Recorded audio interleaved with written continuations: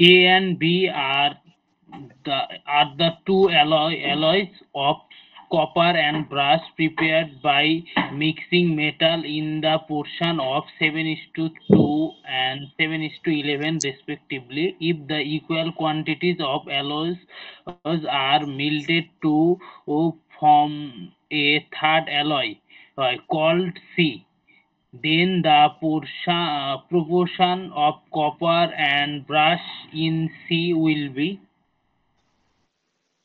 আচ্ছা, বলছি A and B are two alloys of copper and brass prepared by mixing metals in the proportion 7:2 and 7:11.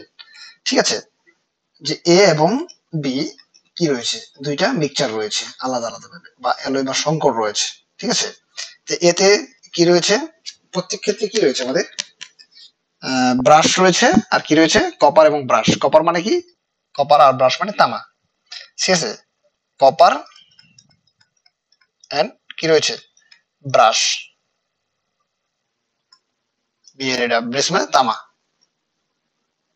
Copper মানে তামা, brace মানে পিতল মনে হয়, তাই না? হতে পারে পিতল। আর কি দেখো,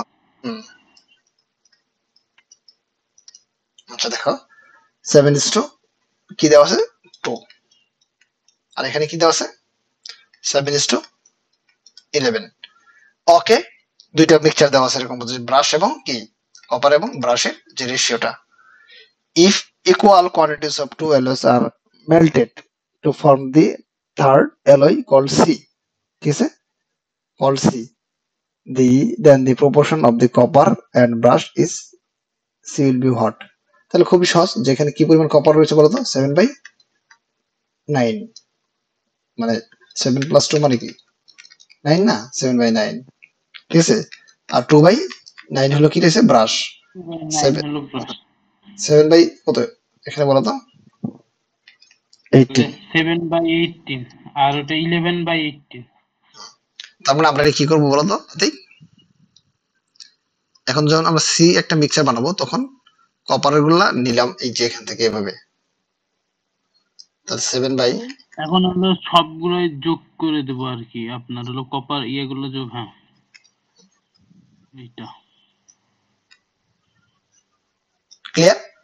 তাহলে 2/9 প্লাস 11/18 শেষ।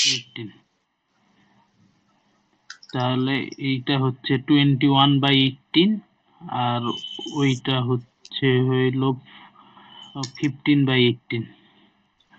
ওই দোকানে 18, 14 প্লাস 7, 18, 4 প্লাস 11, দ্যাটস মিন 20/18, 15/18, 21:15 নাকি উত্তর কি 18? না না, উত্তর হলো 7:5 হবে, মানে আপনার 3 দ্বারা তো কাটাকাটি যায় আর কি। 7:5, দিস দ্য অ্যানসার।